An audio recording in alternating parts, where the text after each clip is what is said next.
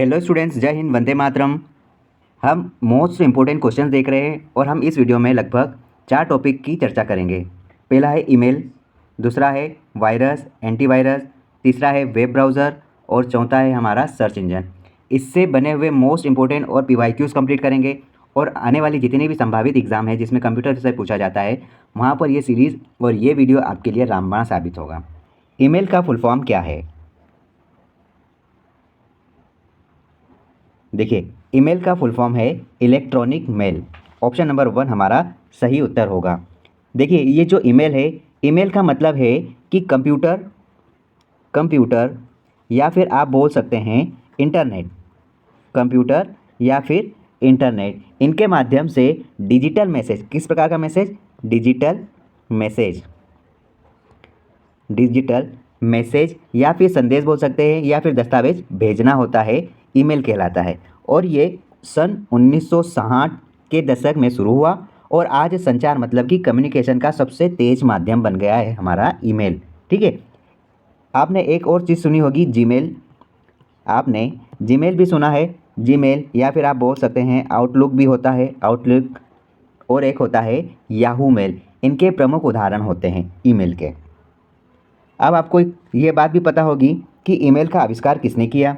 याद रखना, ईमेल का आविष्कार अमेरिकी प्रोग्रामर रे टॉमलिंसन ने किया। रे टॉमलिंसन ने ईमेल का आविष्कार किया था। ठीक है। और ये कब हुआ था? लगभग 1970-71 के समथिंग हुआ था, इसका आविष्कार किया गया था। उन्होंने सबसे पहले अर्पानेट, ठीक है, इन्होंने सबसे पहले इंटरनेट का पूर्ववर्ती अर्पानेट पर नेटवर्क के माध्यम से एक कंप्यूटर से दूसरे कंप्यूटर पर संदेश भेजने की प्रणाली विकसित की। ये जो रे टॉमलिंसन है, इन्होंने उपयोगकर्ता नाम और कंप्यूटर पते को अलग करने के लिए किसका उपयोग किया? इन्होंने @ का इस्तेमाल किया। इसको क्या पढ़ते हैं?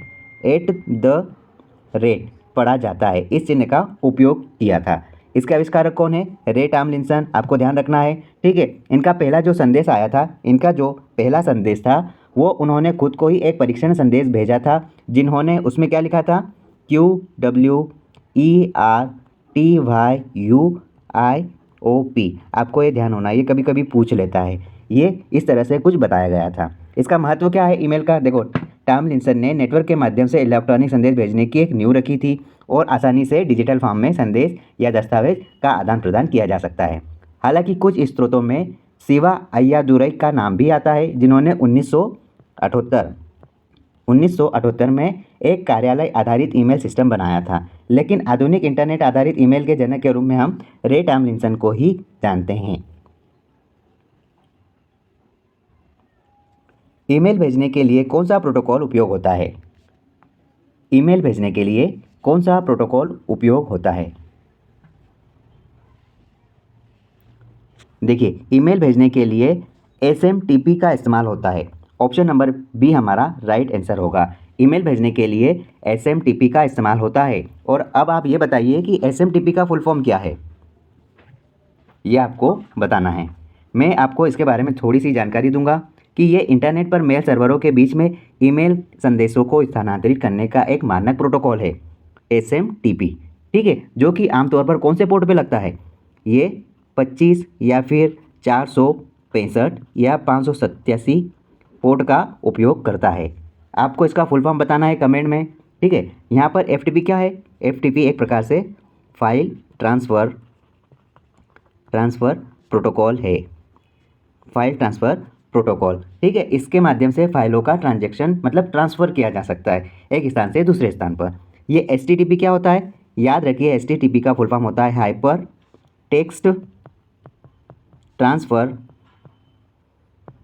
Protocol. Hyper text transfer protocol, ये इसका फुल फॉर्म है। ठीक है। ये एक प्रकार की वेब सर्वर की भाषा होती है। ठीक है, यहाँ पर लिखा जाता है, जो कि बैकएंड में इस्तेमाल होती है। ये जो पोप लिखा है, ये पोप का फुल फॉर्म क्या होगा? Post office protocol. ये वर्जन 3 चलता है। ठीक है। ये पोस्ट ऑफिस प्रोटोकॉल है। ईमेल प्राप्त करने के लिए, मतलब कि ये इनकमिंग के लिए इस्तेमाल होता है। ये इनकमिंग के लिए इस्तेमाल होता है और SMTP आउटगोइंग के लिए इस्तेमाल होता है। ये आपको ध्यान रखना है, ये दो चीज़ें। तो आपको इतने सारे पॉइंट कवर करके ही चलना है। आप छोटा सा भी क्वेश्चन पढ़ोगे तो उसके चारों बिंदुओं को ध्यान रखें और उन बिंदुओं से संबंधित सारी जानकारियों को ध्यान में रखना है।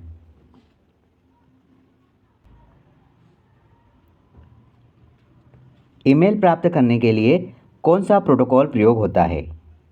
ईमेल प्राप्त करने के लिए कौन सा प्रोटोकॉल उपयोग होता है? देखिए, हमने इस वीडियो के साथ साथ इस सीरीज़ में हमने सबसे पहले बेसिक क्वेश्चन, उसके बाद मध्यम, उसके बाद हार्ड लेवल के क्वेश्चंस को कंप्लीट किया है। यहाँ पर आपको सभी प्रकार के प्रश्न मिलेंगे और उनसे संबंधित सारे तथ्यों को कवर करने का आपको यहाँ पर चांस मिलेगा, अवसर मिलेगा। हमारी जितनी भी एग्ज़ाम्स हो रही है, हमारी छोटे लेवल की या फिर बड़े लेवल की जितनी भी एग्ज़ाम्स होती है, वो सारे बिंदुओं को यहाँ पर एकत्रित करके ही आपके सामने प्रस्तुत किया है। तो आपका ये एक प्रकार से आप बोल सकते हैं कि आपकी एक रिस्पॉन्सिबिलिटी बनती है कि आप हमें कमेंट में ज़रूर ये बताएं कि ये सीरीज़ और ये वीडियो आपको कैसा लग रहा है। यदि हम इतनी मेहनत कर रहे हैं तो कहीं न कहीं आपका भी ये दायित्व बनता है कि आप हमें रिस्पॉन्स दें। आप ज़रूर बताएं ये वीडियो आपके लिए सही है, बेनिफिशियल है, क्या ये तरीका सही है एक्सप्लेन करने का, या फिर हमें सिर्फ उत्तर ही उत्तर बताना चाहिए। आप ज़रूर बताएं। देखिए, ईमेल प्राप्त करने के लिए हमें यहाँ पर POP3 का इस्तेमाल करना होता है। ऑप्शन नंबर सी हमारा सही उत्तर है। देखिए, ईमेल प्राप्त अर्थात क्या बोल सकते हैं, ईमेल रिसीव करने के रिसीव करने के लिए, या फिर हम बोल सकते हैं ईमेल को हमें डाउनलोड करने के लिए। डाउनलोड करने के लिए मुख्य रूप से POP3 का इस्तेमाल करना होता है, इसका उपयोग किया जाता है और ये सर्वर में ईमेल को स्थायी कंप्यूटर अथवा हम बोल सकते हैं किसी डिवाइस पर डाउनलोड करता है। आप बता सकते हैं POP3 का फुल फॉर्म क्या है? जो अभी हमने देखा, पोस्ट ऑफिस प्रोटोकॉल। अब ये जो 3 लिखा है इसका मतलब क्या है? Version 3, post office protocol version 3 होता है। ठीक है, ये ईमेल प्राप्त अर्थात डाउनलोड करने के लिए इस्तेमाल होता है, ये आपको ध्यान रखना है। अब यहाँ पे SMTP है, इसका आपको मैंने क्वेश्चन पूछा था तो इसको आपको अंत तक बताना पड़ेगा। अब यहाँ पर IMAP जो है, देखो IMAP जो होता है, IMAP जो चीज़ होती है ये ईमेल प्राप्त करने का दूसरा आधुनिक तरीका होता है जो कि सर्वर के साथ सिंक्रोनाइज होता है। ठीक है, होते रहता है। अब आपको UDP का फुल फॉर्म देखना है और टेलनेट के बारे में जानकारी एकत्रित करना है। देखिए, ये सीरीज़ ऐसी है जहाँ पर आपको बहुत सारे बिंदुओं को समझने का, सीखने का अवसर मिलेगा, लेकिन कुछ तथ्य ऐसे रहेंगे जो आपको भी ढूंढना पड़ेंगे। देखो, मैं अपनी तरफ से पूरी कोशिश कर रहा हूँ, लेकिन आपका भी यहाँ पे थोड़ा सा कर्तव्य बनता है कि आप अपनी ओर से भी थोड़ी सी कोशिश करें। मैं यहाँ पर आपको जो चीज़ बोल रहा हूँ कि आप इसे ढूंढें, तो आप उसको ज़रूर ढूंढें, भले ही कमेंट ना करें, लेकिन आप अपने पास ज़रूर उसको नॉलेज में रखें।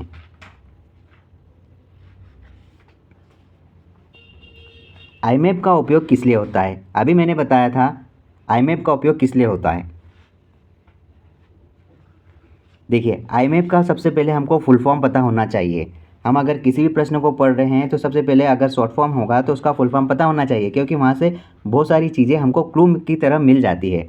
अगर हम इसका फुल फॉर्म देखें तो आई का मतलब क्या होता है? इंटरनेट। मतलब हमको ये तो पता चल गया कि इंटरनेट के अप्रोक्स में कोई ना कोई काम करता है, इंटरनेट।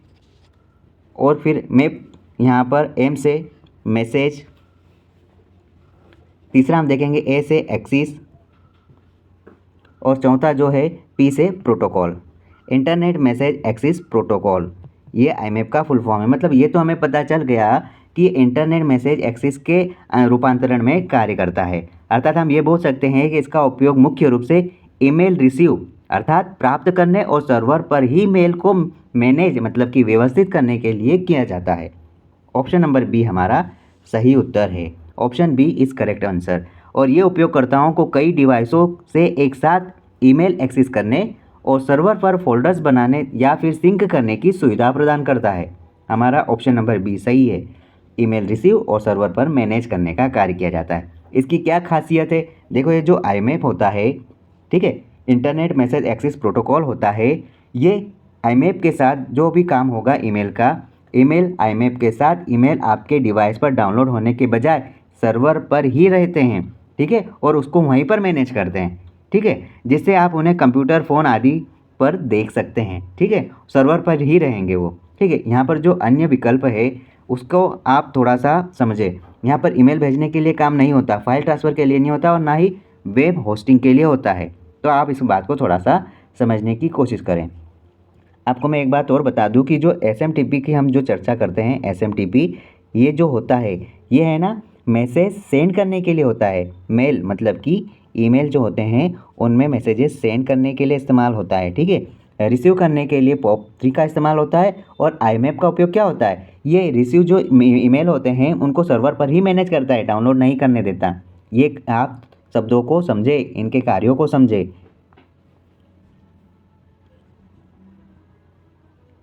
ईमेल एड्रेस में @ का क्या मतलब है, ईमेल मैसेज में या ईमेल एड्रेस में @ का क्या मतलब है। जो हम ईमेल एड्रेस लिखते हैं ना उसमें @ का क्या मतलब होता है।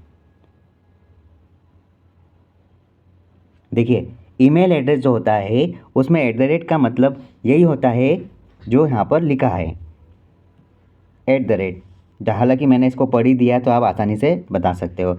ये सेपरेटर यूज़र डोमेन होता है। ये जो @ है इसका अर्थ ये होता है, ये कुछ इस प्रकार से बनता है। देखिए ये कुछ इस प्रकार से बनता है देखो ये @ पर जो यह दर्शाता है कि यूज़र नेम किस डोमेन या सर्वर पर स्थित है, ठीक है। यह सिंबल ईमेल एड्रेस को दो मुख्य भागों में बांटता है, जैसे कि एक होता है यूज़र नेम और दूसरा क्या होता है डोमेन नेम। इन दो भागों में बांटने का काम करता है। अब मैं आपको एक एग्जांपल दूंगा। जैसे मैं यहाँ लिख रहा हूँ राज 123 gmail.com। अब देखिए ये यहाँ पर किस प्रकार से दो भागों में बांट रहा है। पहला तो देखो राज का और दूसरा डोमेन बता दिया आपको इस प्रकार से, तो ये दो भागों में बांटता है आपको। कंप्यूटर वायरस क्या होता है, कंप्यूटर वायरस क्या होता है। देखिए कंप्यूटर वायरस एक प्रकार से स्वयं प्रतिकृति दुर्भावनापूर्ण प्रोग्राम होता है, मतलब self replicating malicious program. Option number B हमारा सही उत्तर है। Option B is correct answer. देखिए ये कंप्यूटर वायरस जो है ये एक प्रकार का मेलवेयर है, ठीक है। कंप्यूटर वायरस एक प्रकार का मेलवेयर होता है, ठीक है। आपको ये बात ध्यान रखना है, ठीक। जो कंप्यूटर में अनाधिकृत रूप से प्रवेश करता है, मेलवेयर या मेलिशियस सॉफ्टवेयर कह सकते हैं। ये दोनों ही यहाँ पर मतलब अनाधिकृत रूप से प्रवेश करते हैं। ये हानिकारक चीज़ें हैं, वायरस है। एक होता है मेलवेयर और दूसरा होता है मेलिशियस, CIOUS, ठीक है। मेलिशियस होते हैं और इसकी सबसे प्रमुख विशेषता ये है कि ये स्वयं प्रतिकृतियाँ मतलब कि सेल्फ रेप्लिकेट करता है, यानी अपनी कॉपियाँ बनाते रहता है और अन्य फाइलों या फिर कंप्यूटर सिस्टम को संक्रमित करता है। ये इसका मुख्य उद्देश्य क्या होता है, इसका उद्देश्य ये है डेटा को नुकसान पहुँचाना, फाइल जो भी होती है उन फाइलों को नष्ट करना, या फिर जो भी आपका सिस्टम है जिसमें भी आप काम करते हैं उन सिस्टम को कार्य क्षमता को खराब करने का काम करता है, ठीक है। अन्य विकल्प जो है हार्डवेयर पार्ट, देखो ये हार्डवेयर पार्ट नहीं होता है ना। हार्डवेयर पार्ट ये नहीं होता है। वायरस हार्डवेयर मतलब कि मशीन नहीं है बल्कि एक सॉफ्टवेयर कोड होता है, ठीक है। यहाँ पर लिखा है सॉफ्टवेयर अपडेट, ये सॉफ्टवेयर अपडेट का काम नहीं करता, ये एक नुकसानदेह प्रोग्राम है ना कि कोई अपडेट। यहाँ पे लिखा है इंटरनेट टूल, यह एक इंटरनेट टूल नहीं बल्कि एक सुरक्षा खतरा है, हालांकि यह इंटरनेट के माध्यम से फैल सकता है। वायरस सबसे ज़्यादा किसे प्रभावित करता है, वायरस सबसे ज़्यादा किसे प्रभावित करेगा। क्या प्रिंटर को करेगा, माउस को करेगा, मॉनिटर को करेगा? नहीं, ये प्रोग्राम और फाइल्स को करेगा, ठीक है।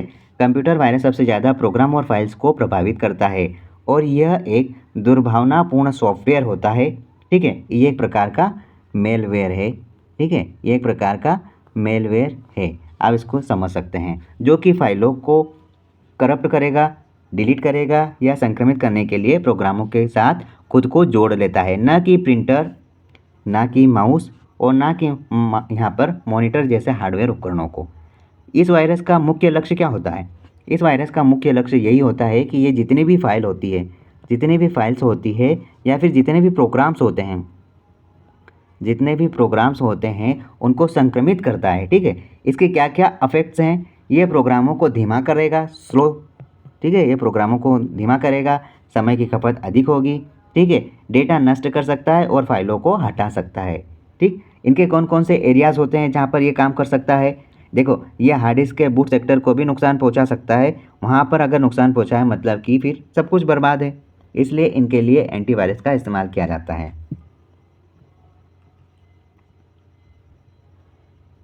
बूट सेक्टर वायरस किसे प्रभावित करता है? बूट सेक्टर वायरस किसे प्रभावित करता है?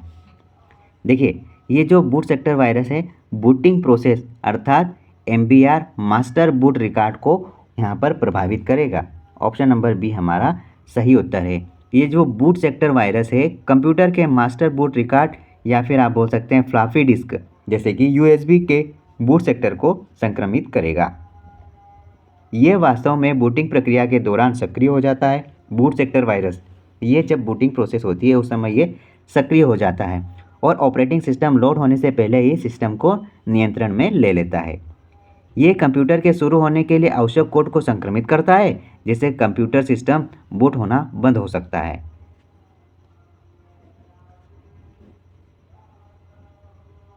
ट्रोजन हॉर्स क्या होता है? ट्रोजन हॉर्स क्या होता है? देखिए, ये जो ट्रोजन हॉर्स है, ये है ना अटैक दुर्भावनापूर्ण प्रोग्राम होता है जो कि उपयोगकर्ता को वैध सॉफ्टवेयर के रूप में प्रच्छन्न करके धोखा देने के लिए डिज़ाइन किए गए हैं, जिसे सिस्टम तक अनधिकृत पहुंच हो जाती है। मतलब कि एक प्रकार के फेक सॉफ्टवेयर होते हैं जो कि नुकसान पहुंचाते हैं। ऑप्शन नंबर बी हमारा सही उत्तर है। देखिए, ये जो ट्रोजन हॉर्स है ना, ये ट्रोजन हॉर्स एक प्रकार से अटैक का प्राथमिक उद्देश्य संवेदनशील डेटा को चुराना है।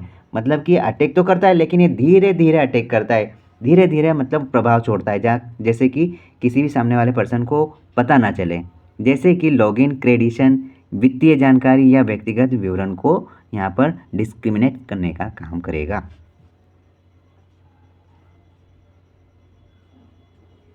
वॉर्म वायरस की सबसे बड़ी विशेषता क्या है? वॉर्म वायरस की सबसे बड़ी विशेषता क्या है? देखिए, वॉर्म वायरस की सबसे बड़ी विशेषता ये है कि ये सेल्फ रेप्लिकेशन बिना होस्ट फाइल के करेगा। ऑप्शन नंबर वन हमारा सही उत्तर है। देखो, ये जो जितने भी वॉर्म्स वायरस होते हैं, ये है ना वायरस के विपरीत मतलब कि एक अच्छे जो वायरस होते हैं उनके विपरीत खुद को फैलाने के लिए किसी होस्ट फाइल, जो वॉर्म्स होते हैं ये अन्य वायरस के विपरीत खुद को फैलाने के लिए किसी होस्ट फाइल, प्रोग्राम या उपयोगकर्ता के हस्तक्षेप पर निर्भर नहीं रहते हैं। ये स्वतंत्र रूप से अपनी प्रतिक्रियाएं बनाते हैं। ठीक है, और नेटवर्क या फिर इंटरनेट के माध्यम से एक कंप्यूटर से दूसरे कंप्यूटर में तेज़ी से फैलते हैं। ये कंप्यूटर की मेमोरी जैसे कि आपकी रैंडम एक्सेस मेमोरी हुई, इनका उपयोग करते हैं और अक्सर नेटवर्क संसाधनों को धीमा या फिर आप बोल सकते हैं क्रैश करने का कार्य करते हैं। ये जो अन्य विकल्प है केवल बूट में रहता है, गलत। सीडी में रहता है, गलत। रैम को नहीं छूता, सबसे ज़्यादा गलत है। देखिए, ITI-TO की एग्ज़ाम डेट आ गई है और संभावना है कि 4 मार्च के बाद एग्ज़ाम होगा। मतलब कि अभी भी अब हमारे पास कितने दिन शेष है? हमारे पास देखिए अगर यहाँ पर 21 तारीख हो रही है तो हमारे पास यहाँ पर 10 दिन शेष है और 4 दिन उधर मतलब कि 14 दिन शेष है और 4 तारीख के बाद एग्ज़ाम होगी। तो संभावना ये है कि लगभग 10 मार्च के आसपास वहाँ पर एग्ज़ाम होने की संभावना है। तो 14 और 5 19 से 20 दिन हमारे पास, आज से जोड़े तो हमारे पास फिर भी 20 दिन बचे हैं। तो आप अपनी तैयारी को बेहतरीन तरीके से करें और अब मैं कोशिश करूँगा कि अब ये डिस्क्रिप्शन क्लास को थोड़ा मैं कम करूँगा और आपको वन लाइनर क्वेश्चन या फिर डायरेक्ट MCQs प्रोवाइड करूँगा ताकि जल्दी से हमारा सिलेबस कंप्लीट हो जाए। आप अच्छे से पढ़िए और अगर फिर भी आपको MCQs की ज़रूरत है तो मैंने उसको लगभग 120 रुपये में सेल करना स्टार्ट किया था। तो कोशिश मैं कर रहा हूँ कि आप 100 रुपये में सारा ले सकते हैं। ठीक है, बहुत सारे बच्चों के पास अभाव है, तो अगर आप लेना चाहें तो बिल्कुल आप ले सकते हैं। अगला प्रश्न है, एंटीवायरस का मुख्य काम क्या है? एंटीवायरस का मुख्य काम क्या है? देखिए, एंटीवायरस का सबसे मेन काम वायरस डिटेक्ट करना, उसे रिमूव करना और प्रिवेंट करना। ठीक है, ये सॉफ्टवेयर कंप्यूटर को वायरस, मेलवेयर, ट्रोजन और अन्य हानिकारक फाइलों को स्कैन करना या उनको पता लगाना, डिटेक्ट करना और उनको फिर रिमूव करना, हटाने का काम, जैसे कि सिस्टम में किसी प्रकार का फिर बाद में इन फ्यूचर संक्रमण से बचाने का उपाय किया जा सके, उसको आसान बनाया जा सके। ये जो वायरस डिटेक्ट है, रिमूव, प्रिवेंट है, ये वायरस को पहचानना, हटाना और उसे रोकने का काम करता है, जो कि एक एंटीवायरस का मेन काम होता है। ये एक प्राथमिक उद्देश्य है।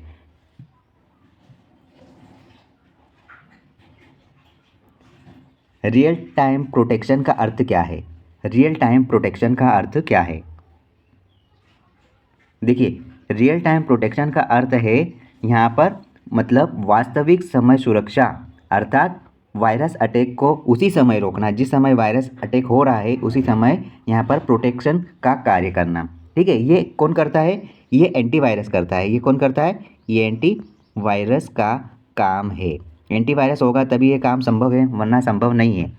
यह एंटीवायरस की एक सक्रिय विशेषता होती है, क्वालिटी होती है, जो कि हमारे जो भी डिवाइस होते हैं उनमें जो फाइल होती है, जो भी आपकी फ़ाइल होगी या फिर आपके जो भी प्रोग्राम्स होंगे, या फिर आप बोल सकते हैं जो भी आप इंटरनेट की सहायता से जो डाउनलोड करते हैं, जो ट्रैफिक होता है, उनका लगातार निगरानी रखने का काम, ताकि जो भी मेलवेयर होते हैं, मतलब जो भी आपके खतरे होते हैं, वायरस होते हैं, जैसे ही वो आते हैं उसे तुरंत ब्लॉक और डिटेक्ट किया जा सके। ठीक है, इनका यहाँ पर सिक्योरिटी का मेन पर्पज़ क्या है? ये खतरे को कंप्यूटर को नुकसान पहुँचाने से पहले ही पहचान कर उसे रोकने का काम करता है। ठीक है, यहाँ पर सतत निगरानी होती है, यह बैकग्राउंड में लगातार इसकी भूमिका निभाते रहता है। ठीक है, यदि मतलब कि कोई फाइल को आपने डाउनलोड किया और उसमें पेन ड्राइव लगाते हैं, तो उसी समय रियल टाइम प्रोटेक्शन उसे तुरंत पकड़ लेता है कि आप अगर आपने पेन ड्राइव लगाई तो ऐसा तो नहीं है कि उसमें कोई हानिकारक प्रोग्राम है जो आपकी डिवाइस अर्थात कंप्यूटर में आ जाए। तो वहीं पर ये काम करता है। रियल टाइम प्रोटेक्शन का अर्थ यही है। वायरस डेफिनेशन अपडेट क्या होता है? वायरस डेफिनेशन अपडेट क्या होता है?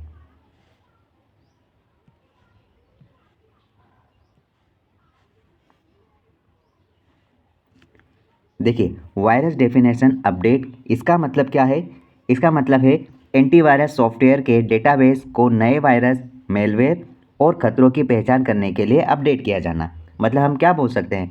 नए वायरस की पहचान के लिए डेटाबेस अपडेट करना।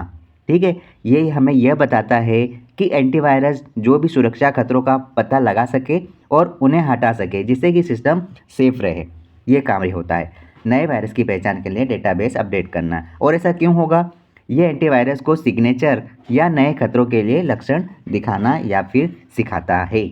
इसका महत्व क्या है? देखिए, हम दिन प्रतिदिन जो भी काम करते हैं, जो भी अपडेट आता है उसके दौरान, वो तो ज़रूरी है, लेकिन हमारे सिस्टम में जब अपडेट आता है तो उनके खतरों से सुरक्षा के लिए इस्तेमाल होता है।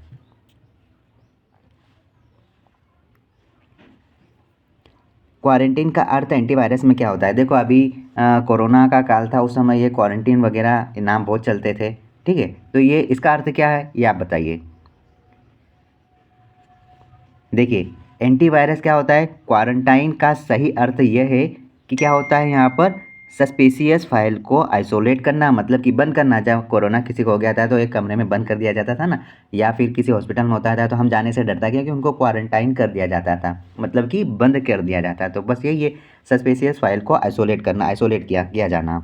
ऑप्शन नंबर बी हमारा सही उत्तर है। और यह संक्रमित सिस्टम के बाकी हिस्सों से अलग कर देना, अलग रखा जाता है, जिससे कि वह अन्य फाइलों को नुकसान ना पहुंचा सके, अन्य व्यक्तियों को संक्रमित ना कर सके। बस उसी प्रकार से ट्रीटमेंट होता था कोरोना काल के समय। जैसे इसमें मुख्य बात यह है कि फाइलों को डिलीट नहीं करते हैं, सिर्फ उसको अलग करते हैं। अब जब किसी को कोरोना हुआ था, हम उसे मारेंगे थोड़ी, उसे हम अलग रखते थे उस समय, आइसोलेट करना। ठीक है, ऐसे लोगों को फिर से हम इस्तेमाल करना या पूरी तरह से डिलीट करने के लिए हम उसको थोड़ा सा बीमारी से लड़ने का कार्य करते थे। देखो, ये जो मेलवेयर सिस्टम को सिस्टम में फैलाने से रोकने का एक सुरक्षात्मक उपाय रखता है। कौन सा एंटीवायरस का उदाहरण है? इनमें से कौन सा एंटीवायरस का उदाहरण है? क्या एमएस वर्ड है, क्विक हिल है, क्रोम है या वीएलसी है? देखो, यहाँ पर एंटीवायरस का उदाहरण है Quick Heal. Option number B हमारा सही है। देखो, ये क्विक हिल जो है, ये एक लोकप्रिय एंटीवायरस सॉफ्टवेयर है जो कि कंप्यूटर और मोबाइल उपकरणों को वायरस या फिर आप कह सकते हैं मेलवेयर और जो भी स्पाईवेयर होते हैं, स्पाईवेयर जो भी स्पाईवेयर होते हैं, या फिर आप बोल सकते हैं अन्य ऑनलाइन खतरों से सुरक्षा हमें देता है। एमएस वर्ड क्या है? ये तो आपको मालूम है, ये वर्ड प्रोसेसिंग सॉफ्टवेयर है। ठीक है, दस्तावेज बनाने के लिए काम आता है। और क्रोम क्या है? ये एक वेब ब्राउज़र है। और वीएलसी क्या है? ये एक मीडिया प्लेयर है ना, मीडिया प्लेयर है। आपको मैं बता दूं कि आपको वायरस, एंटीवायरस, ठीक है, उसके बाद सर्च इंजन है ना। उसके बाद क्या आता है, सर्च इंजन के बाद वेब ब्राउज़र, है ना। इनकी लिस्ट आपको याद होना ही होना चाहिए। अगले वीडियो में मैं आपको ये चारों एक साथ दूंगा और आपको इसको देखना ही पड़ेगा, क्योंकि मैं आपको थोड़ी सी ट्रिक बताऊंगा, क्योंकि यहाँ से क्वेश्चन आते हैं। ये कहा जाएगा कि निम्नलिखित में से कौन सा वायरस है या कौन सा एंटीवायरस नहीं है, कौन सा सर्च इंजन नहीं है या कौन सा वेब ब्राउज़र है। इस प्रकार के क्वेश्चन आएंगे जहाँ आपको एलिमिनेट करना पड़ेगा, तो ये लिस्ट आपको याद होना। वेब ब्राउज़र क्या है, बताइए वेब ब्राउज़र क्या होगा इनमें से।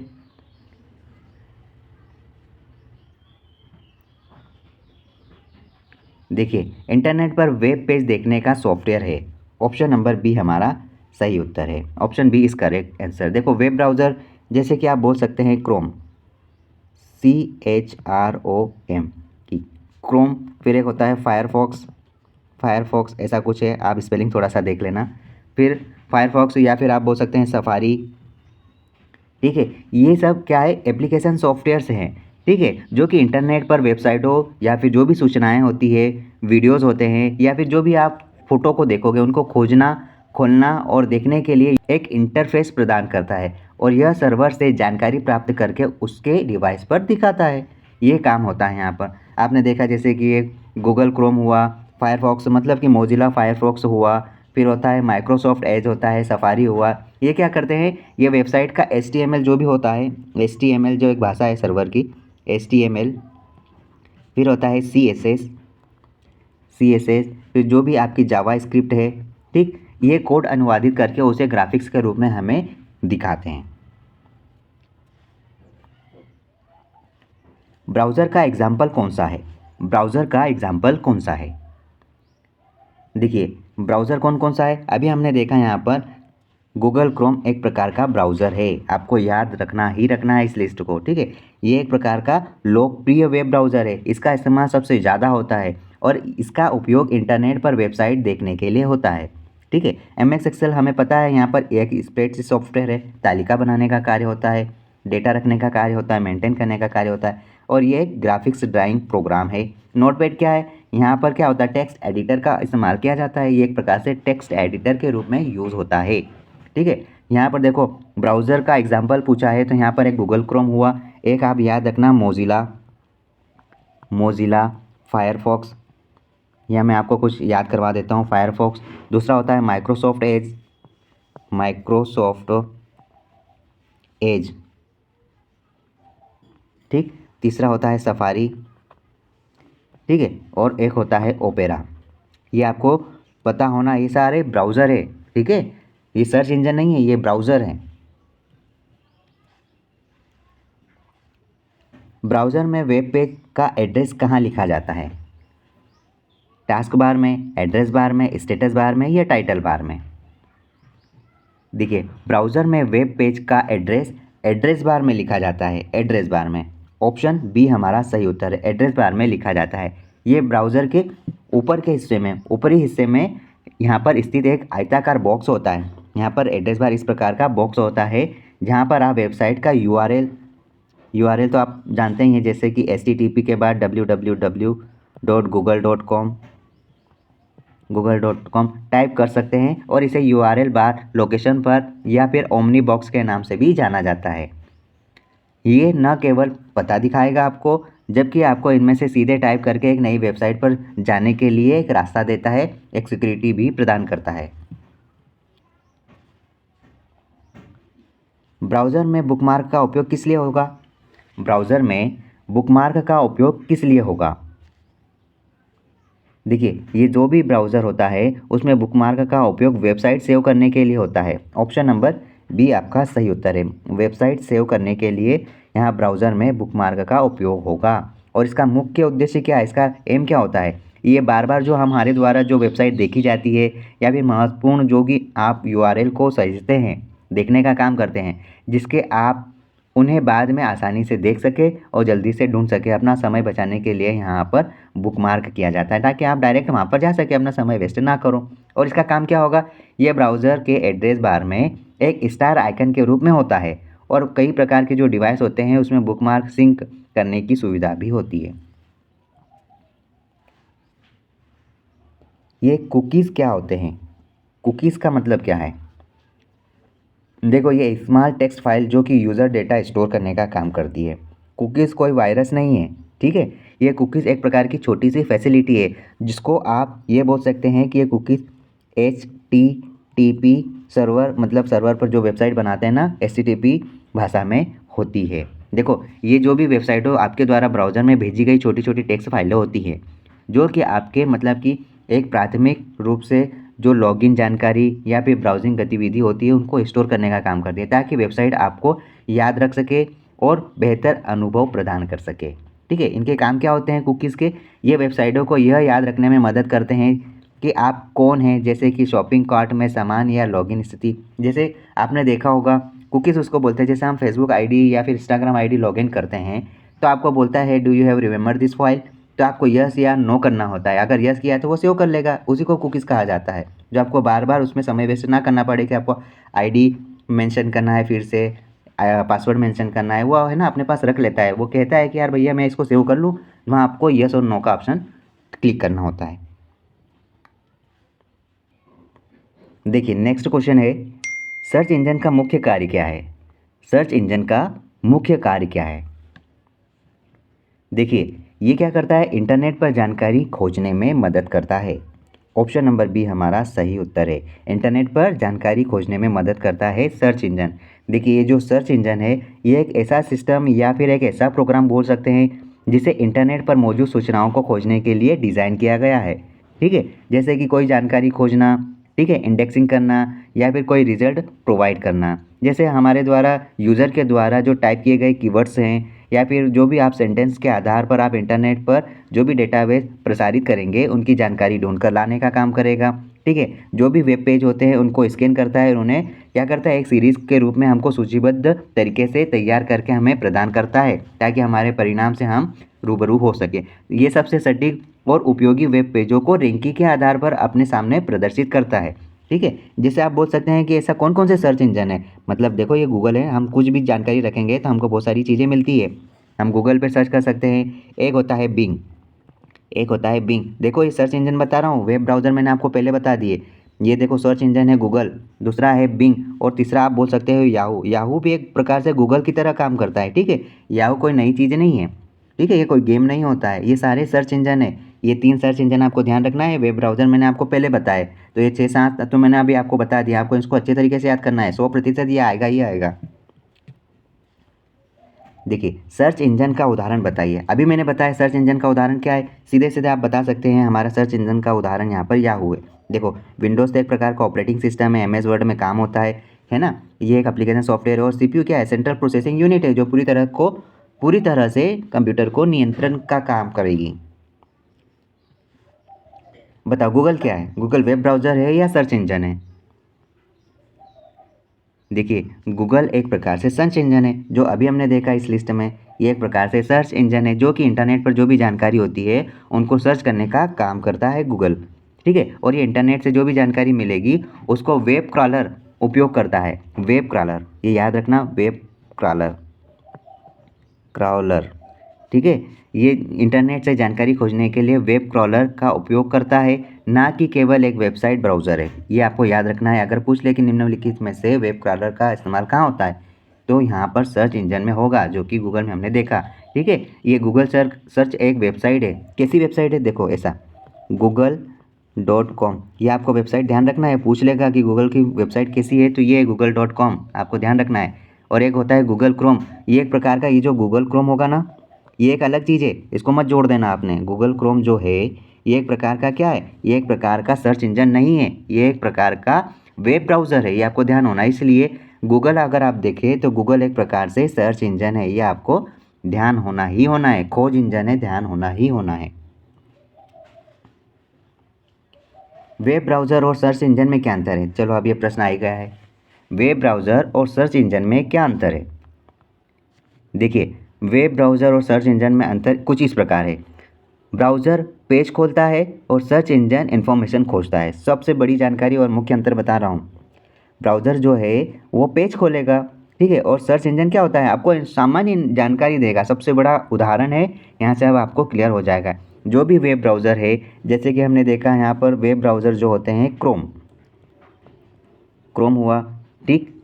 सफारी हुआ, ये क्या चीज़ है, ये सारे वेब ब्राउज़र है जो कि आपको एक पेज खोल के देंगे पूरा का पूरा इंटरनेट पर वेबसाइट खोलने का एक सॉफ्टवेयर है। जबकि ये जो सर्च इंजन है, जैसे क्या है सर्च इंजन, गूगल, ठीक है, और क्या बताया था, याहू, और क्या बताया आपको, गूगल, याहू, आप बिंग बोल सकते हैं। ये क्या चीज़ें हैं, ये सारे यहाँ पर सर्च इंजन है। ये क्या करता है, उन वेबसाइटों के भीतर की जानकारी खोजता है, समझ रहे हो। सर्च इंजन उसके अंदर की जानकारी खोजता है और वेब ब्राउज़र एक मेन पेज दे देगा। तो ये बहुत बड़ा डिफरेंस है जो आपको ध्यान होना चाहिए। ये उन वेबसाइटों के भीतर की जानकारी हमें देगा, ठीक है। ब्राउज़र के माध्यम से ही सर्च इंजन तक पहुँचा जा सकता है, ठीक है। पहले वेब ब्राउज़र ओपन होगा तभी तो हम सर्च इंजन का इस्तेमाल करेंगे, नहीं तो ये अंदर की जानकारी देगा कहाँ से। मेन दरवाजे में ताला लगा है, ताला खुलेगा तो ही हम कमरे में जाएंगे, कुछ इस प्रकार की बात है यहाँ पे।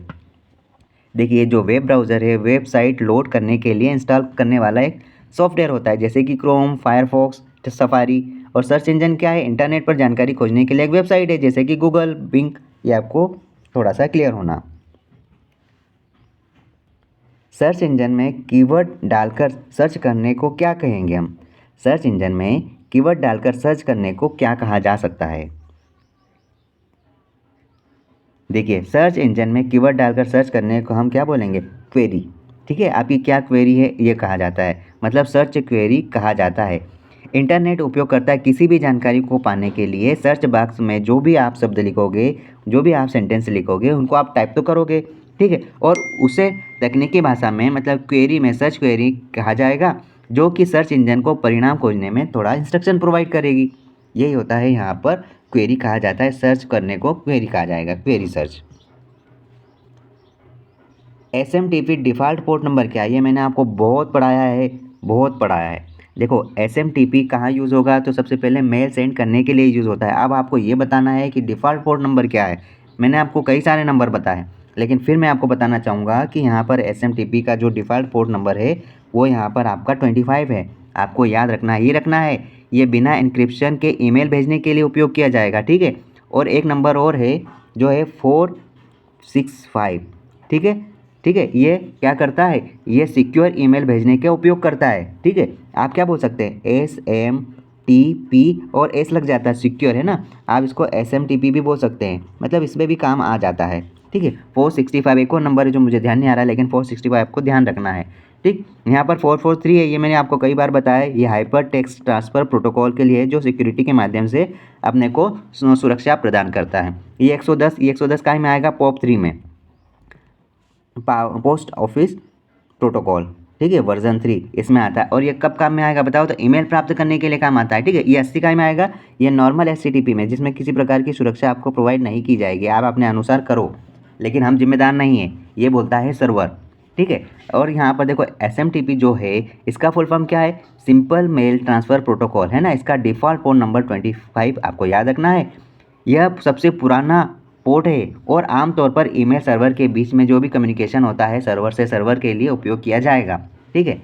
और एक नंबर और रह गया जो है 587 है। ये एक प्रकार से आधुनिक ईमेल क्लाइंट होता है, जैसे कि आउटलुक, जीमेल के लिए उपयोग होता है, याद रखना 587 आजकल ये इस्तेमाल हो रहा है, ठीक है। डिफ़ॉल्ट पोर्ट नंबर है जो कि क्या करता है, एक सुरक्षित सबमिशन के लिए इस्तेमाल होता है। अभी हमने देखा POP3 का डिफ़ॉल्ट पोर्ट नंबर क्या है, POP3 का डिफ़ॉल्ट पोर्ट नंबर यहाँ पर 110 है।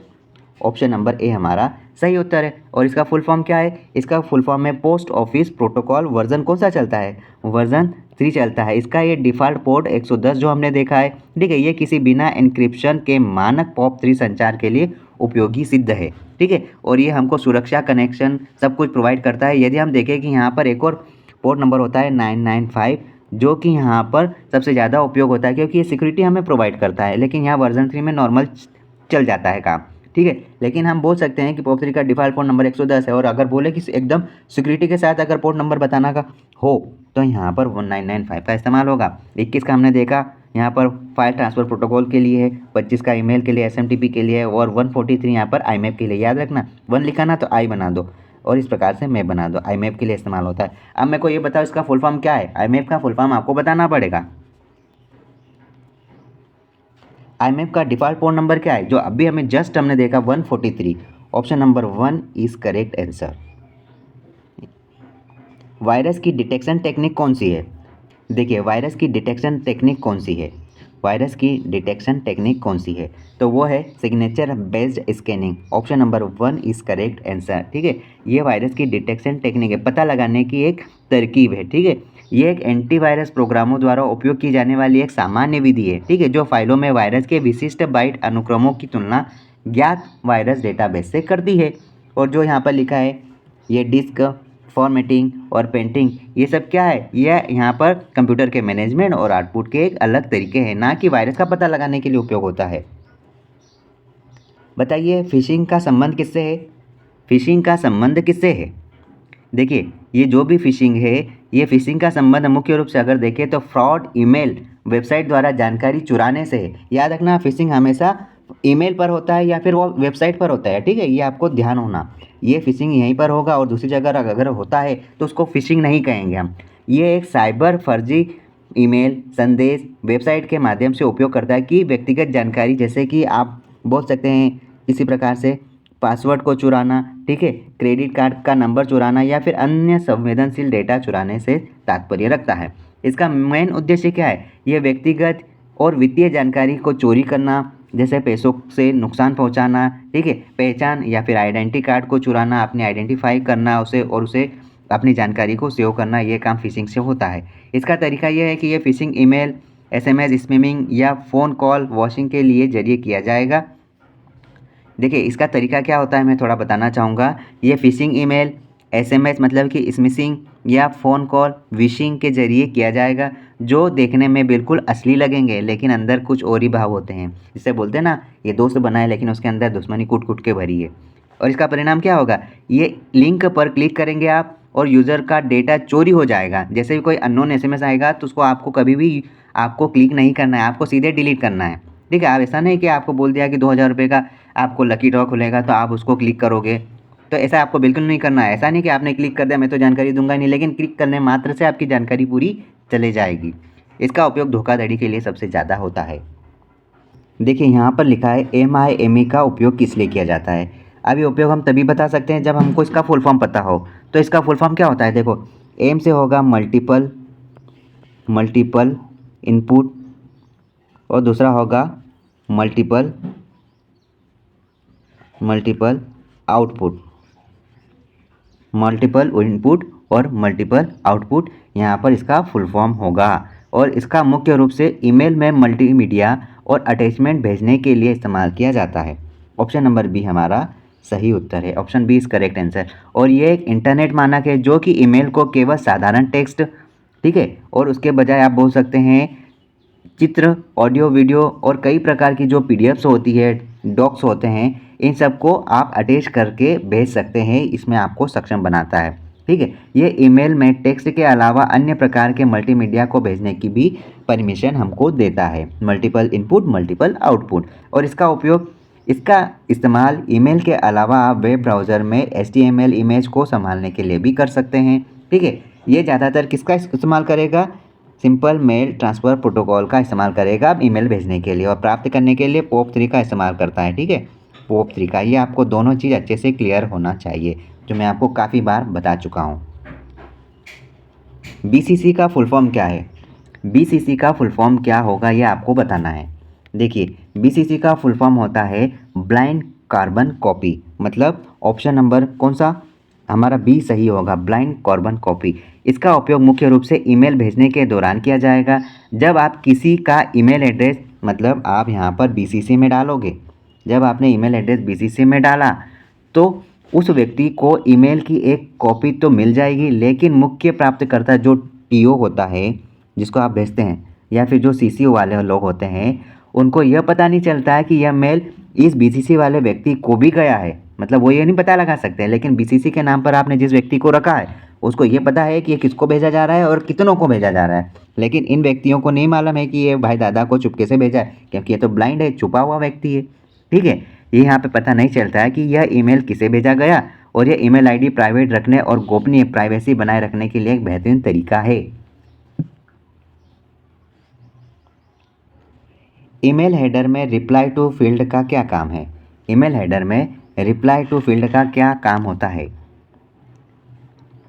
देखिए ईमेल हेडर में जो रिप्लाई टू फील्ड होता है उसका मेन काम होता है रिप्लाई किस एड्रेस पर जाएगा ये बताना है। ऑप्शन नंबर बी हमारा सही उत्तर है। और ये जो भी सेंडर होता है उसको यह इंस्ट्रक्शन देने की अनुमति देता है कि जब जो भी आपका प्राप्तकर्ता होगा वो रिप्लाई देगा, रिप्लाई बटन पर क्लिक करेगा तो उसका जवाब किस विशिष्ट ईमेल पते पर भेजा जाना चाहिए, जो अक्सर मूल मतलब कि जो भी आपका जो फॉर्म होता है, जो भी आपका फॉर्म होता है इससे अलग होगा। और इसका मेन पर्पस क्या है, जो भी आपका रिसीवर रहेगा उसके रिप्लाई को सीधे ही व्यक्ति या फिर मेल बॉक्स तक पहुंचाना, भले ही मूल आईडी किसी अन्य पते पर भेजा गया हो। इसका उपयोग क्या है, इसका उपयोग यह है कि अक्सर जो बल्क ईमेल होते हैं ना, जैसे कि मार्केटिंग ईमेल होते हैं, ठीक है, मार्केटिंग टीमों द्वारा किए जाते हैं ताकि उनका जवाब को व्यवस्थित रूप से दिया जा सके। स्पैम मेल का मूल उद्देश्य क्या होता है, सिक्योरिटी बढ़ाना होता है, नहीं। अनवांटेड एडवर्टाइजिंग या फ्रॉड होता है, आप ये भी समझ सकते हैं। इनक्रिप्ट, देखिए स्पैम ईमेल का मुख्य उद्देश्य क्या है, यहाँ पर सिक्योरिटी बढ़ाना है, नहीं। यहाँ पर अनवांटेड एडवर्टाइजिंग के लिए है या फ्रॉड के लिए, बताइए। ईमेल इंक्रिप्शन के लिए है या ईमेल फॉर्मेटिंग के लिए है। देखिए स्पैम जो मेल होते हैं उनका मेन काम होता है अनवांटेड एडवर्टाइजिंग करना या किसी प्रकार का फ्रॉड करना। जैसे अनचाहे बल्क बहुत सारे में संख्या में आपको मेल कर रहे हैं और ये आमतौर पर किसी व्यावसायिक विज्ञापनों के हो सकते हैं या किसी प्रकार की फिशिंग हो सकती है, या फिर आप बोल सकते हैं किसी प्रकार के, यहाँ पर आप बोल सकते हैं मालवेयर, ये किसी प्रकार के मालवेयर हो सकते हैं, किसी प्रकार की ये फिशिंग हो सकती है। ठीक है, तो आपको थोड़ी सी ये जानकारी बढ़िया तरीके से रखना पड़ेगी क्योंकि आज का समय हमारा टेक्नोलॉजी का ज़माना है। हमको हर चीज़ को बहुत अच्छे तरीके से समझना होगा और इसका उपयोग और इसके महत्व को जानना होगा। ठीक है, ये सिक्योरिटी बढ़ाना नहीं होता है, ये स्पैम का उद्देश्य होता है सुरक्षा बढ़ाना नहीं बल्कि उसे तोड़ना। ईमेल इंक्रिप्शन नहीं, ये ईमेल को सुरक्षित रखने की एक तकनीक है, ना कि स्पैम का एक उद्देश्य है। ईमेल फॉर्मेटिंग, यह ईमेल को सजाने की प्रक्रिया होती है लेकिन ये स्पैम मेल में नहीं होता है। ठीक है, तो आपको याद रखना है इसका प्राथमिक उद्देश्य प्राप्तकर्ता का ध्यान आकर्षित करना होता है, उसे अच्छे से उत्पाद बताना, उसमें कमीशन देना, इसके लिए प्रेरित करता है ताकि वो संवेदनशील होकर अपनी जानकारी, पासवर्ड, क्रेडिट कार्ड का विवरण हमारे तक दे दे। ये काम होता है जो कि एक प्रकार का फ्रॉड है। एसएमटीपी किस प्रकार का प्रोटोकॉल है, एसएमटीपी किस प्रकार का प्रोटोकॉल है, यह एक प्रकार का सिंपल मेल ट्रांसफ़र प्रोटोकॉल है, एप्लीकेशन लेयर प्रोटोकॉल में होता है। ऑप्शन नंबर बी हमारा सही उत्तर है, एप्लीकेशन लेयर में प्रोटोकॉल होता है। और ये कौन से किस की बात कर रहे हैं हम, ये ओएसआई मॉडल की बात कर रहे हैं। आप मेरे को ओएसआई का फुल फॉर्म बताओ। ओपन सिस्टम इंटरकनेक्शन, है ना। एप्लीकेशन लेयर पर ये एसएमटीपी काम करता है और मुख्य रूप से ईमेल क्लाइंट में मेल सर्वर तक ईमेल भेजने के लिए उपयोग होता है। ठीक है, और आमतौर पर टीसीपी पोर्ट नंबर कौन से, टीसीपी पोर्ट 25 में इस्तेमाल होता है, ये आपको ध्यान रखना है। एसएमटीपी का मुख्य काम क्या है, इंटरनेट पर ईमेल संदेशों को ट्रांसफ़र करना, और ये कौन सी लेयर में होता है, एप्लीकेशन लेयर में होता है।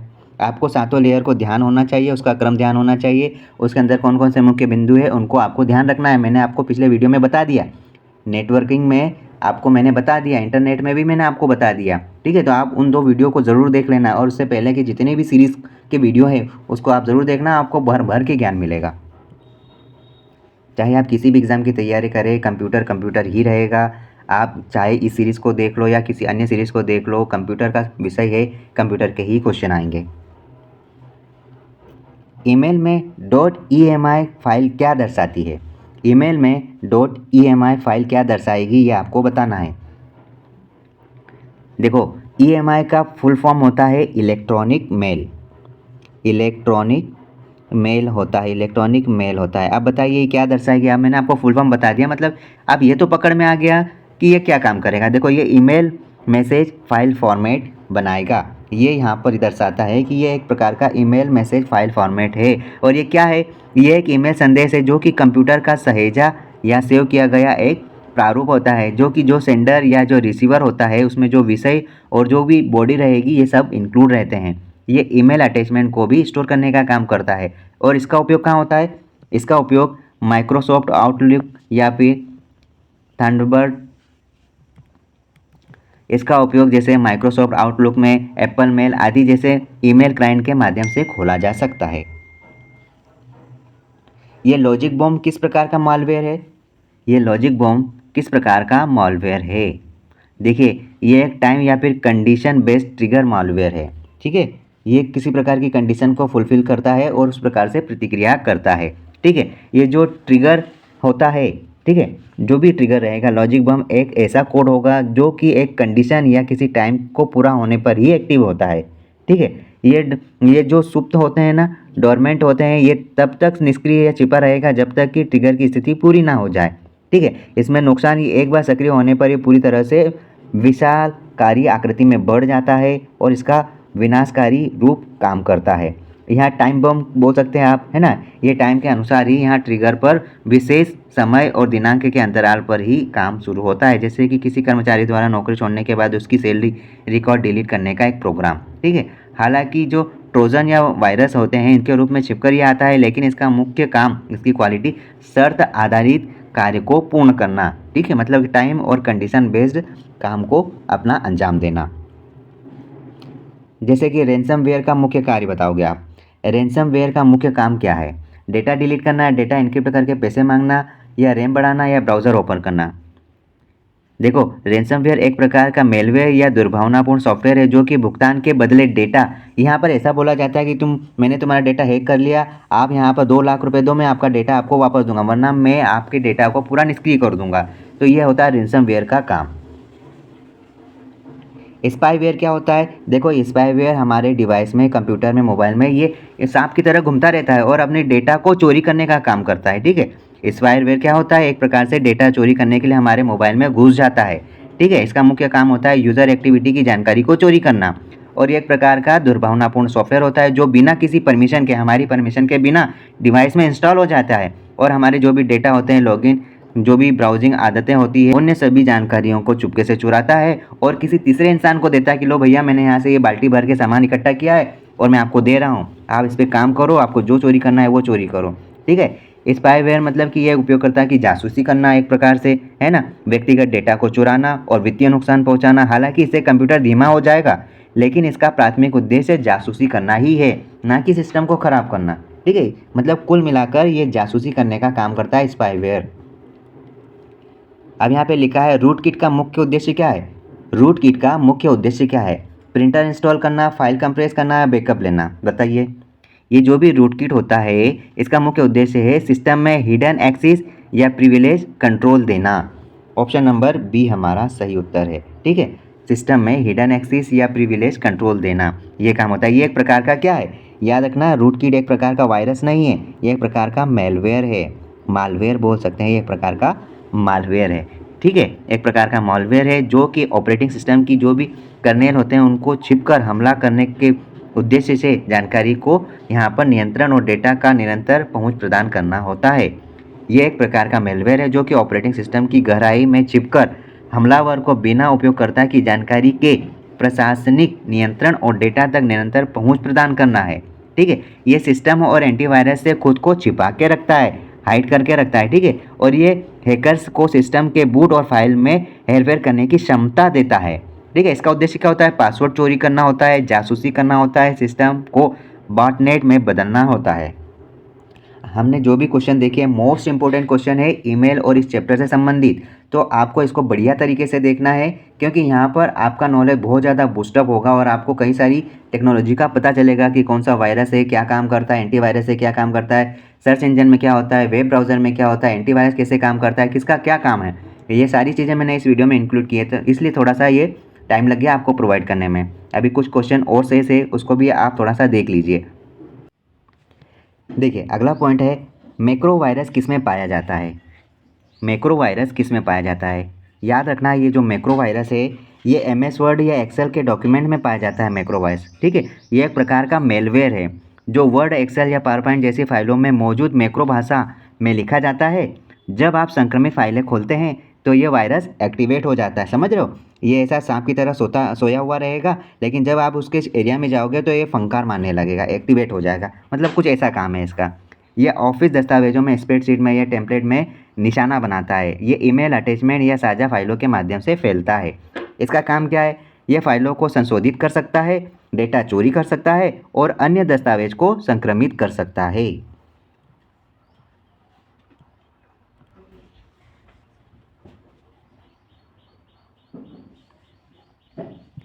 वायरस फैलने का सबसे कॉमन तरीका क्या है? कीबोर्ड है, रैम अपग्रेड है, प्रिंटर केबल है या इन्फेक्टेड ईमेल अटैचमेंट यूएसबी है? मुझे तो ये लगभग चारों लग रहे हैं, लेकिन सबसे बेस्ट क्या है? देखिए, कंप्यूटर वायरस फैलने का सबसे कॉमन मतलब सबसे आम तरीका होता है इन्फेक्टेड ईमेल अटैचमेंट या फिर यूएसबी, मतलब संक्रमित ईमेल अटैचमेंट या यूएसबी ड्राइव है। ऑप्शन नंबर बी हमारा सही उत्तर है। ठीक है, ईमेल अटैचमेंट जैसे कि जो भी स्कैमर होते हैं अक्सर क्या करते हैं, ईमेल के माध्यम से वायरस भेजते हैं। जैसे कि कोई फाइल में पीडीएफ डॉक्यूमेंट, ठीक है, या लिंक के रूप में हमको पहुंचाएंगे और उपयोगकर्ता क्या करता है, यूज़र क्या करते हैं, हम क्या करते हैं, इन्हें खोलते हैं जिससे कि वायरस हमारे फ़ोन में या हमारे कंप्यूटर में आ जाते हैं। यूएसबी मतलब कि रिमूवेबल मीडिया, संक्रमित जो कि पेन ड्राइव होती है, ठीक है, उनको हम यूज़ करते हैं। यूएसबी को कंप्यूटर में लगाने से वायरस आसानी से सिस्टम में आ जाते हैं। ठीक है, कीबोर्ड से और रैम से ये नई चीज़ें नहीं होती है, यह हार्डवेयर उपकरण है। वायरस आमतौर पर सॉफ्टवेयर प्रोग्रामों में फैलते हैं, ठीक है, सीधे हार्डवेयर में नहीं जाते। हालांकि संक्रमित जो यूएसबी है डिवाइस है, ये कंप्यूटर को संक्रमित कर सकता है लेकिन डायरेक्ट इफेक्ट नहीं करता है। ये जो रैम अपग्रेड है, ये रैम अपग्रेड हार्डवेयर को बदलने की एक प्रक्रिया है। इससे वायरस फैलने की संभावना न के बराबर होती है। ये ह्यूरिस्टिक स्कैनिंग क्या होता है? ह्यूरिस्टिक स्कैनिंग क्या होता है? देखिए, ये जो ह्यूरिस्टिक स्कैनिंग है ना, ये आपके कंप्यूटर में मौजूद फाइलों को किसी संदिग्ध व्यवहार करने वाले कोड की जांच करके ह्यूरिस्टिक वायरस का पता लगाता है और उसे हटाता है। मतलब संभावित खतरे की पहचान हो जाने पर उसे चिन्हित कर देता है और इस स्थिति में खतरों को आपके सिस्टम से हटाया जाता है। अब आप बताइए इसका सही उत्तर क्या होगा? आपको कमेंट में देना है इसका सही उत्तर क्या होगा कि ह्यूरिस्टिक स्कैनिंग का ये अर्थ होता है, ये काम होता है। एंटीवायरस में फॉल्स पॉजिटिव का मतलब क्या है? एंटीवायरस में फॉल्स पॉजिटिव का मतलब होता है सेव फाइल को वायरस समझ लेना।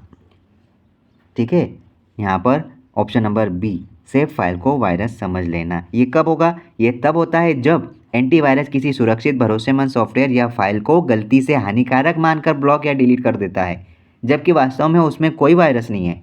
मतलब गलत अलार्म या गलत पहचान करना, परिणाम स्वरूप यूज़र के काम में बाधा आना या फिर महत्वपूर्ण सिस्टम फाइलें हटा दी जाना, तब होता है फॉल्स पॉजिटिव। मतलब सही को आपने गलत समझ लिया, उस समय ये काम करता है। ये लिखा है सैंडबॉक्सिंग का अर्थ एंटीवायरस में क्या होता है? सैंडबॉक्सिंग का अर्थ एंटीवायरस में क्या होगा? देखो, सस्पिशियस फाइल मतलब कि जो भी संदिग्ध फाइल होती है उनको आइसोलेट एनवायरनमेंट में रखना। देखिए, एंटीवायरस में सैंडबॉक्सिंग एक सुरक्षा टेक्निक है जिसमें किसी संदिग्ध अनएक्सपेक्टेड अज्ञात फाइल प्रोग्राम को एक अलग और सुरक्षित वर्चुअल वातावरण में चलाया जाता है। मतलब इस वातावरण में चलाने के कारण यदि वह फाइल हानिकारक या मेलवेयर भी होती है तो आपके मुख्य कंप्यूटर सिस्टम या नेटवर्क को कोई नुकसान नहीं पहुंच जाए। आइसोलेटेड वातावरण में रखा जाता है कि फाइल आपके वास्तविक कंप्यूटर के ऑपरेटिंग सिस्टम में फाइलों या मेमोरी से अलग रखना, उनमें किसी प्रकार का नुकसान ना हो। यह जांच करने के लिए होता है कि ये फाइल क्या कर रही है बिना किसी जोखिम के, ये चीज़ें चेक की जाती है। ये फायरवॉल क्या होता है? इसका मुख्य कार्य आपको पता ही है, मैंने आपको चिक चिक के कई बार बताया है कि ये अनऑथोराइज्ड नेटवर्क ट्रैफिक को ब्लॉक करने का कार्य करती है।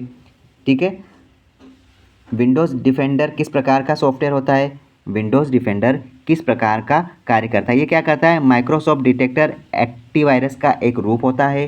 ठीक है, ऑप्शन नंबर बी हमारा सही उत्तर है। ये एक एंटी मॉलवेयर टूल होता है। ठीक है, एंटीवायरस का एक रूप है। ये माइक्रोसॉफ्ट द्वारा विंडोज़ ऑपरेटिंग सिस्टम में पहले से ही बिल्ट इन दिया जाने वाला एक सुरक्षा सॉफ्टवेयर है। ऑप्शन नंबर बी हमारा सही उत्तर है। ये क्या करता है? रियल टाइम स्कैनिंग और सुरक्षा प्रदान करता है। जब भी कोई कार्य होता है उसी समय ये काम करना चालू कर देता है। यह वायरस, स्पाईवेयर, रैनसमवेयर और अन्य हानिकारक सॉफ्टवेयर से कंप्यूटर की सुरक्षा करने का काम करता है। इनक्रिप्शन का मुख्य उद्देश्य क्या है? देखिए, इनक्रिप्शन का मुख्य उद्देश्य है डेटा को अनरीडेबल बनाना, सुरक्षित रखना। Option number B is correct answer है। ये क्या करता है? ये वह व्यक्ति पढ़ सकता है जिसके पास डिकोड करने वाली सही डिजिटल की होती है। इसका मुख्य उद्देश्य गोपनीयता बनाए रखना। यह सामान्य डेटा को एक गुप्त कोड में बदल देता है जिससे वह अनाधिकृत उपयोगकर्ता के लिए अपठनीय हो जाता है। HTTP का फुल फॉर्म आपको पता है, आपको सर्च करना है। ठीक है, HTTPS का फुल फॉर्म भी आपको ही सर्च करना है क्योंकि मैं इसको 1000 बार बता चुका हूँ और बड़े बड़े लेवल पे आपको समझाया है कि इसमें क्या डिफरेंस है इन दोनों में, इनका पोर्ट क्या है, इसका फुल फॉर्म क्या है, कहाँ पे काम करता है, सब कुछ बताया है। आप इसको सर्च करेंगे। ब्राउज़र कैश का मुख्य कार्य क्या है? ब्राउज़र कैश का मुख्य कार्य क्या है?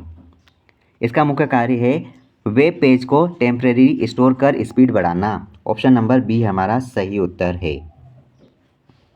यहाँ पे लिखा है इनकॉग्निटो या प्राइवेट मोड का उद्देश्य क्या है? वायरस रिमूव करना है, या ब्राउजिंग हिस्ट्री सेव करना है, स्पीड कम करना है, ईमेल सेंड करना होता है। देखिए ये यह सुनिश्चित करता है कि ब्राउजिंग हिस्ट्री, कुकीज़, यहाँ साइट डेटा और फॉर्म से भरी गई जानकारी आपके डिवाइस पर सेव ना हो। ऑप्शन नंबर बी हमारा सही उत्तर है। ब्राउज़र में एक्सटेंशन का उपयोग किस लिए होगा? ब्राउज़र में एक्सटेंशन का उपयोग किस लिए होता है? ये ब्राउज़र में एक्सटेंशन का उपयोग इसलिए होता है कि एक्स्ट्रा फीचर ऐड करने हैं तो ब्राउज़र में अतिरिक्त कार्य क्षमता को जोड़ना। ठीक है, ये छोटे सॉफ्टवेयर होते हैं जो विज्ञापन अवरोध, पासवर्ड मैनेजर या उत्पाद उपकरण जैसी नई सुविधाएं प्रदान करते हैं। तो हमारा सही उत्तर क्या होगा यहाँ पे? एक्स्ट्रा फीचर ऐड करना। ऑप्शन नंबर बी हमारा सही उत्तर है। URL में HTTPS www किसे आपको दर्शाएगा? यहाँ पर ये क्या करता है? प्रोटोकॉल प्लस सब डोमेन को दर्शाता है। ऑप्शन बी हमारा सही उत्तर है। मैंने इसकी भी कई प्रकार से जानकारी आपको उपलब्ध कराई है, आप इसको ज़रूर देख लेना। वेब क्रॉलिंग किसे कहते हैं? बताइए, वेब क्रॉलिंग किसे कहते हैं? देखिए वेब क्रॉलिंग सर्च इंजन द्वारा पेज को स्कैन या इंडेक्सिंग करने का काम करता है। सर्च इंजन द्वारा वेब पेज को स्कैन करना और इंडेक्सिंग करना, ये काम होता है वेब क्रॉलिंग का। सर्च इंजन का डेटाबेस किस नाम से जाना जाएगा? सर्च इंजन का डेटाबेस किस नाम से जाना जाएगा? कैश मेमोरी, कुकीज़ या ड्राइवर? नहीं, ये इंडेक्स के नाम से जाना जाएगा। इंडेक्स इसके नाम से जाना जाएगा। ये एक विशाल डेटाबेस होता है जो कि क्रॉलर द्वारा इंटरनेट के एकत्र की गई वेब पेजों की जानकारी, कीवर्ड और उसके स्थान मतलब URLs को स्टोर करता है, जिससे सर्च के दौरान तुरंत प्रासंगिक परिणाम मिल सके। कैश मेमोरी अलग होता है, कुकी अलग होता है, ड्राइवर अलग होता है। देखो कुकी क्या होता है? ये कुकी होता है कि ये आपके द्वारा ब्राउज़र द्वारा वेबसाइट पर जाने पर कंप्यूटर में सेव की गई एक छोटी सी फाइल है। ड्राइवर क्या होता है? ये एक हार्डवेयर और ऑपरेटिंग सिस्टम के बीच एक संवाद करने वाला सॉफ्टवेयर है। कैश मेमोरी क्या है? यह डेटा स्टोर करने का काम करता है, मतलब कि स्टोर पुनः। SEO का फुल फॉर्म बताइए। Search engine optimization. Option number B हमारा सही उत्तर है। ठीक है, सर्च इंजन ऑप्टिमाइजेशन इसका काम है और ये वेबसाइट को गूगल जैसे सर्च के परिणामों को में बेहतर रैंकिंग दिलाने की प्रक्रिया होती है। देखिए सर्च इंजन ऑप्टिमाइजेशन क्या है? यह वेबसाइट को गूगल जैसे सर्च इंजन के परिणामों में बेहतर रैंकिंग दिलाने के लिए काम करता है, टॉप पर ले जाने का काम करता है वेबसाइट्स को। मेटा टैग्स का उपयोग मुख्य रूप से किस लिए होगा? देखिए मेटा टैग्स का उपयोग यहाँ पर सर्च इंजन रैंकिंग इंप्रूव करने के लिए किया जाएगा। ये HTML टैग सर्च इंजन को वेबसाइट की सामग्री या जानकारी देता है, जिससे कि सर्च रिजल्ट में आपको यहाँ पर विजिबिलिटी और रैंकिंग बेहतर हो सके। मतलब ऑप्शन नंबर बी हमारा सही उत्तर है। नेक्स्ट क्वेश्चन है, गूगल द्वारा वेब पेज को स्टोर करने की प्रोसेस क्या कहलाएगी? इंडेक्सिंग, बॉक्सिंग या फॉर्मेटिंग बोल सकते हैं, रूटिंग बोल सकते हैं, बताइए। इंडेक्सिंग होता है। ठीक है, गूगल द्वारा वेब पेज को स्टोर करने की प्रोसेस इंडेक्सिंग कहलाती है। ऑप्शन नंबर बी हमारा सही उत्तर है। नेक्स्ट क्वेश्चन यहाँ पर है कि robots.txt फाइल का उपयोग किस लिए किया जाएगा? देखिए robots.txt फाइल का इस्तेमाल सर्च इंजन को आपकी साइट क्रॉल करने के लिए रोकने के लिए किया जाएगा। मतलब आप बताइए यहाँ पर आपका सही उत्तर क्या होगा? ये फाइल का इस्तेमाल सर्च इंजन को आपकी साइट क्रॉल करने से रोकने के लिए किया जाता है। ठीक है, अब ये जो भी मैंने क्वेश्चन आपको बताए हैं ये most important most repeated question है। चाहे आप ITI TO एग्ज़ाम की तैयारी करें, SSC CGL की करें, PSC की करें, या फिर आप BSc MSc कंप्यूटर साइंस से कर रहे हो, कंप्यूटर साइंस सब्जेक्ट के आप स्टूडेंट हैं, टीचर हैं, आप CPCT एग्ज़ाम की तैयारी कर रहे हैं, ITI की एग्ज़ाम दे रहे हैं, आप फर्स्ट ईयर में, सेकेंड ईयर में, थर्ड ईयर में किसी भी एग्ज़ाम की तैयारी कर रहे हैं, ये सीरीज़ आपके लिए 100% रामबाण है। मैं आपको और भी कुछ वीडियोस प्रोवाइड कर रहा हूँ जिसमें पूरी तरह से हमारा कंप्यूटर विषय कंप्लीट होने वाला है। आप निश्चिंत रहिए, मैं आपको 30 तारीख से पहले मैं आपको पूरा डेटा देने की पूरी कोशिश करूँगा। बस आप पढ़ते रहिए और अपने आप को ज्ञान से भरपूर इम्प्रूवमेंट लाने की कोशिश करिए। All the best, keep learning, keep watching, आप ज़रूर होंगे कामयाब।